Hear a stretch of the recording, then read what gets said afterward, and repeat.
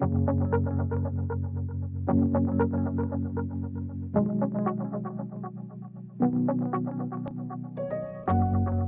think using historical facts and language from history of things that have happened. So talking about slavery, using the word racism, I think that that's super important. And then into where this conversation has gone, I think thinking about self-worth and self-care and mental health and those type of words are also words that should be used.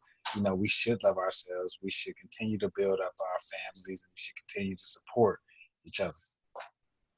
And I want to answer it a different way, just slightly different way, about the important role that parents play in all of this. And we know that children do better when families do better, and often families and parents have been through so much in terms of the racism and the hatred they've endured that they sometimes have a hard time talking about it at all. And that means they need some help first. Maybe they just aren't prepared to have these kind of conversations until they get the support they need to help them work through the kinds of trauma they've experienced, or the generational trauma that their parents and grandparents have experienced, that has become part of them and makes them difficult for them to do the work with their children that they need to do. So we've got to help the parents address their issues often before they can work with their children in the ways that they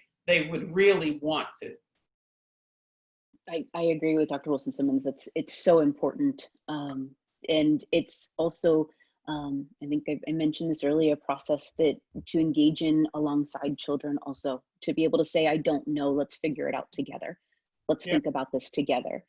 As far as specific language, naming what it is, because when they leave your home, they're going to hear the words that are out there. So hearing them first from your mouth can make those conversations a lot easier. Racism, privilege, bias, talk about it, and the self-reflection of what that means for you and what that means for people close to you is a good starting point from your own experience. Sharing your history, whether that history is one that you'd like to change or not, is important, especially for white parents to, as children age, being able to say, I was a problem for this, and here's what I've learned, and here's how I've changed, and showing that capacity to change is possible.